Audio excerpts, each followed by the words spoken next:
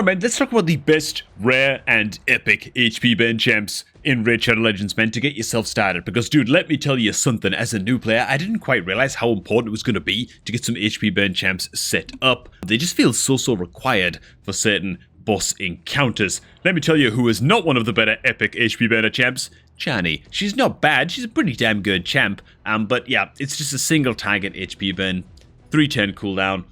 Not great, not terrible. It's a start. It's all I got for now. Well, I'm actually lying to you. We also have Kalinia with the chance to place HP burn on the A1.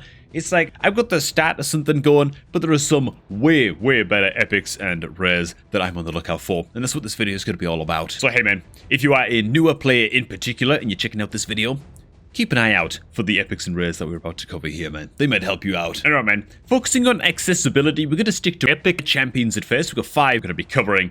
And then moving into a few rare champs that, you know, if you're really just getting started, at least you can keep an eye out for those rares popping up with sweet HP burn effects. Not many of them, but hey, we get to them after we cover Akoth or Akoth the Seared, who's obviously, like most HP burners, extremely good into all spider bosses, exceptionally good into Hydra, this absolute Chad-looking son of a gun. Let's cover his kit. So on the A1, big Akoth, man, attacks one enemy, 50% chance of placing a decreased crit rate debuff for a couple of turns. I mean, it's meh, little bit.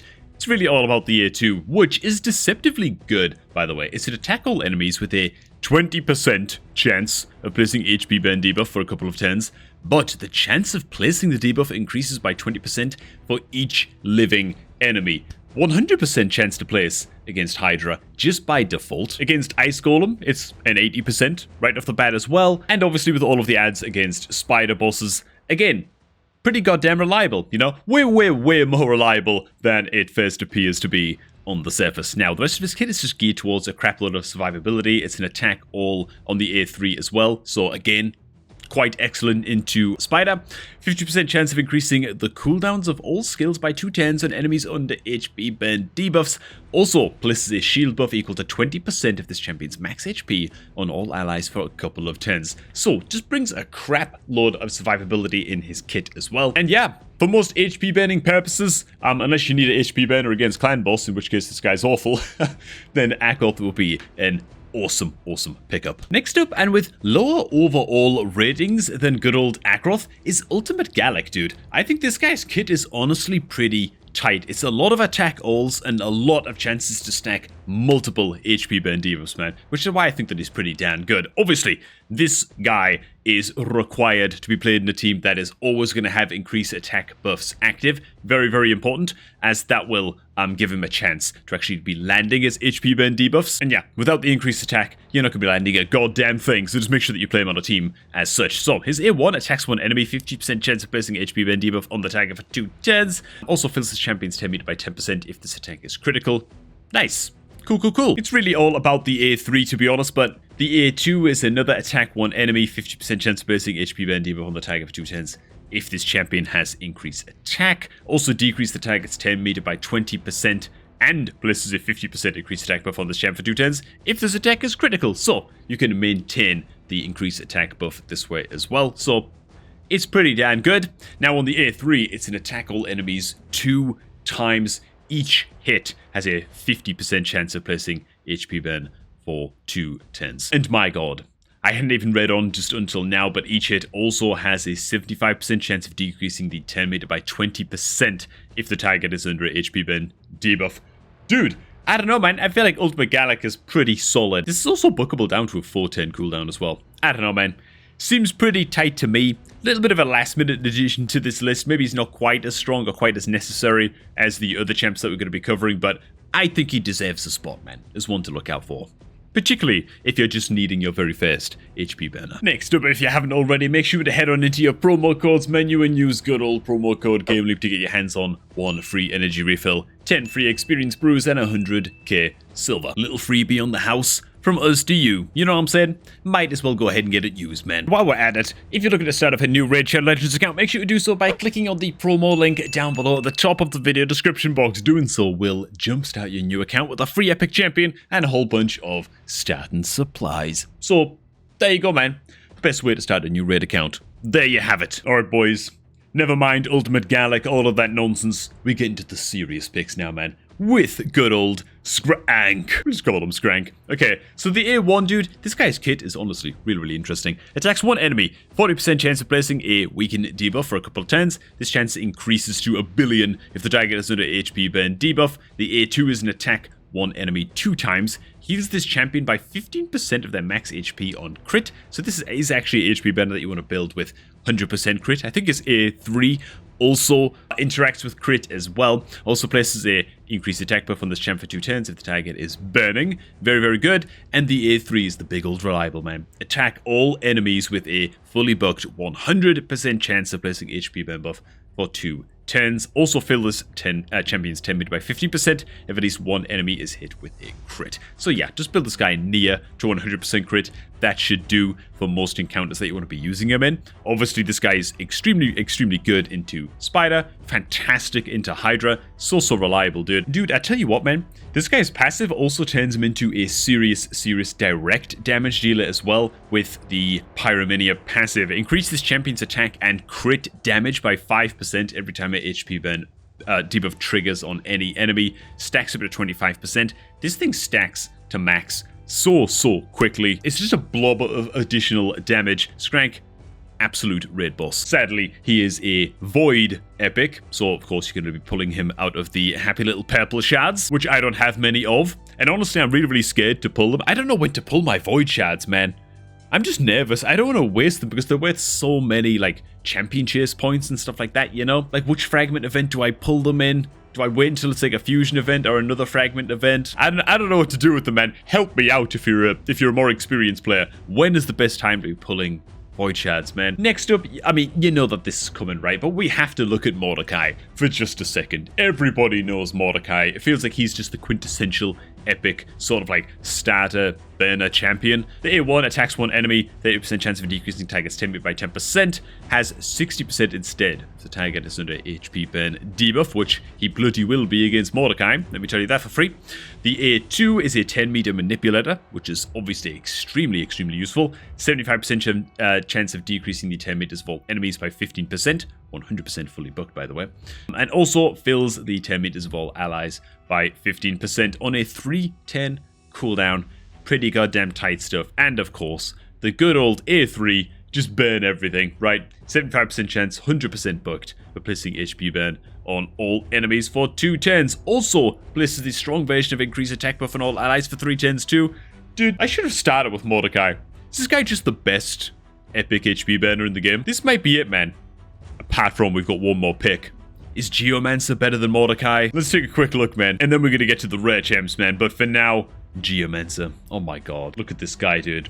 So the A1 is an attack all right off of the get-go, which is always sweet, right?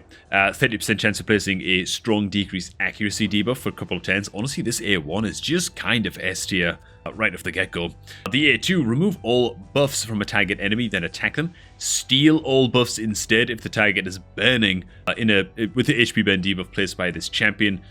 Yeah, and oh my god, what the hell is this? I forgot about this part, man. Reduce the cooldown of Quicksand Grass, which is the A3, by 2 turns if the target is killed by the skill while burning.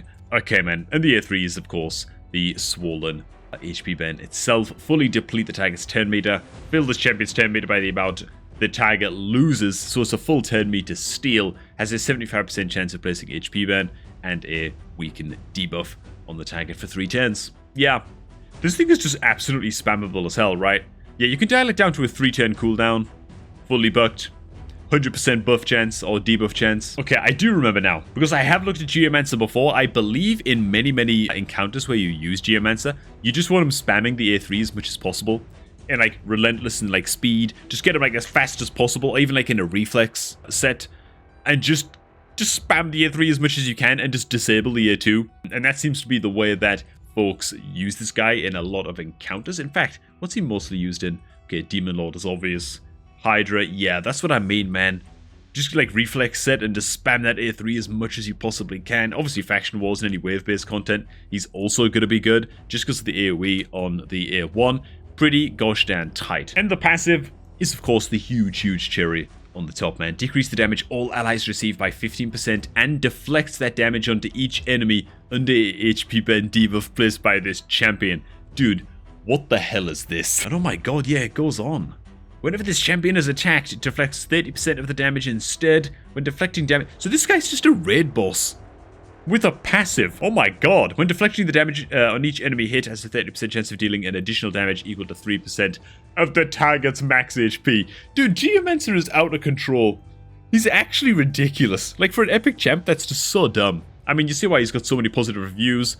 Yeah, I don't know. Geomancer, absolute chad. Let's move on to the rare HP burners, right? These are going to be more useful for me just because my account's so new, and maybe your account is very, very new as well. And so I guess what I mean is they're just much, much more accessible. But before we get to those guys, we do have the Demon Spawn Legendary Drexthar, which I'm just going to touch on real quick because obviously if you're a newer player, this is just your reminder, and a reminder to myself, though I'm pretty good at remembering to do this, but you want to be farming Tag Team Arena basically daily. Make sure you get those gold bar rewards coming in as consistently as possible. Head on into the bazaar in the Tag Team Arena shop, and you can be buying fragments, 1 fragment per day for Drexthar Blood Twin. I think I'm on like 30 fragments or something right now, you know, so I'm ticking along nicely towards getting Drexthar. He has some somewhat reliable, I guess situationally unreliable HP burns. He has a small chance to place on his A1, which is a triple hitter as well. The A2 is a attack all enemies with a chance to provoke,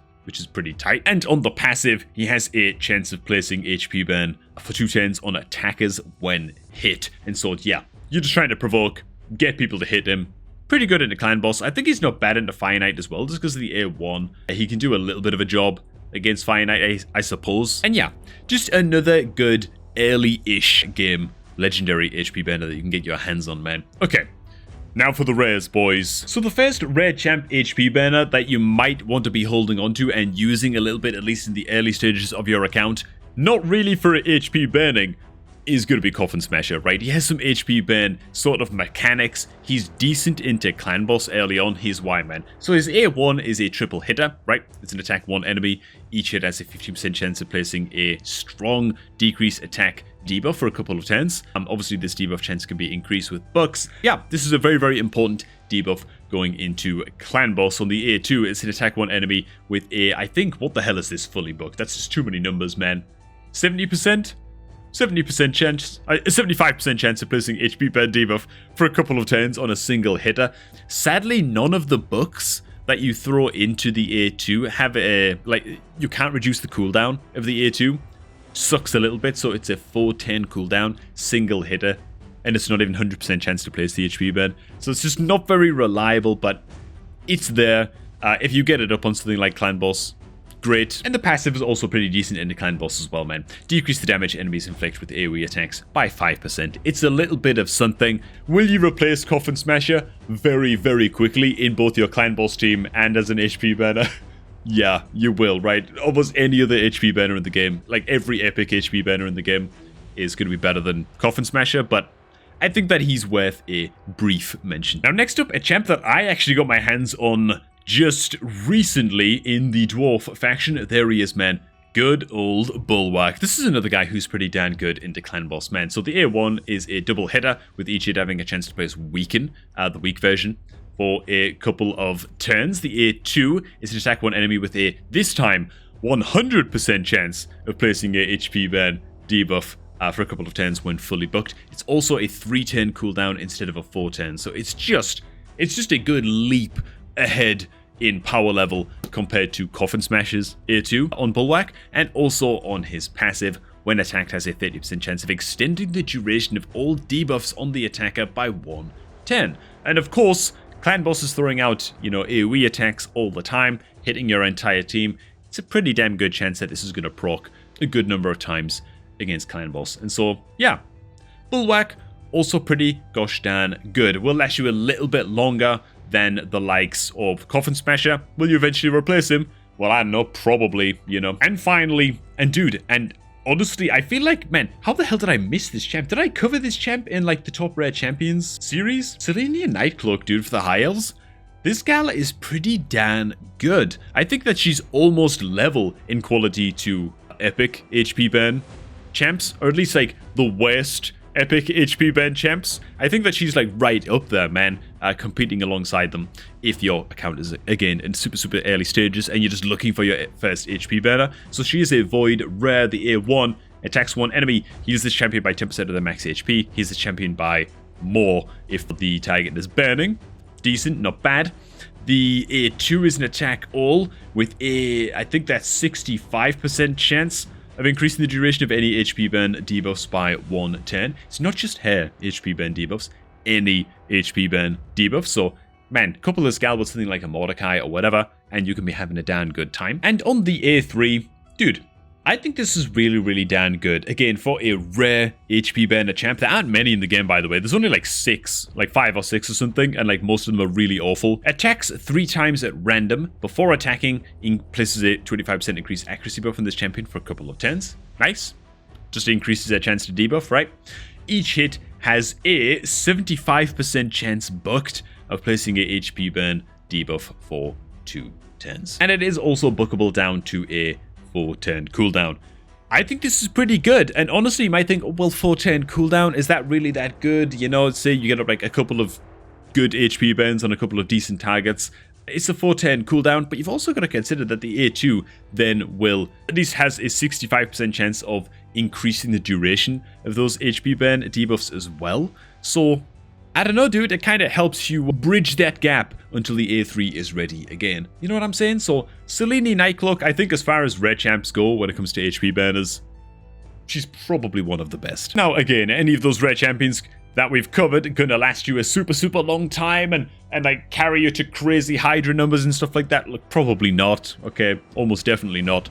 And yeah, they're gonna be replaced by the epic champs and certainly by the legendary HP burners, but hopefully some champs that we covered in this video will help get you started, man, with building your first HP burner team, and you just know what champs to look out for, man. If you're a newer player like me, stuff like this and knowing things like this and knowing who to look out for before you go into shard pulling events and stuff like that, yeah. Super helpful for me, so I hope it is for you too. If it was, make sure to hit like on this video and subscribe to the channel, gosh darn it. We just passed 1,000 subscribers. It's unbelievable, man. So yeah, come aboard. It's gonna be awesome. For now, thanks for watching, guys. Hope you guys did enjoy this one. Please do enjoy the rest of your gosh darn day. Make sure to click the promo link down below at the top of the video description box if you're looking to start off a new Raid Shadow Legends account, to start off that new account with a free epic champion and a whole bunch of starting resources. And I'm going to catch all of you guys just a tad bit later, man.